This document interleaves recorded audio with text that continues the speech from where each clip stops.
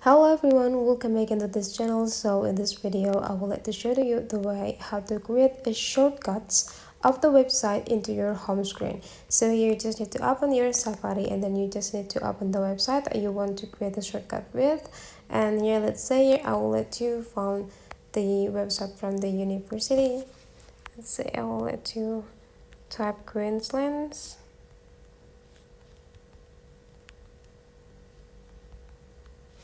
And then you just need to open it. Wait until the website is perfectly open here, and here I already got the page of the university website. And if you want to create this to be a shortcut that appear or display into your home screen, you just need to go click this symbols, and then you just need to like scrolling up, and you will see there will be like add to home screen over here. So you just need to simply click them, and then you just need to rename the title here if you want, and if you want to leave it that way, you just need to go click add, and that will be perfectly standing on your home screen the website that you create a shortcut from.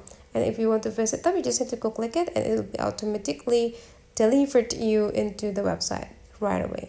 So that is the way how to create the shortcuts on the home screen. Hopefully today's tutorial is useful for you. Thank you for watching, and I would like to see you for the next tutorial.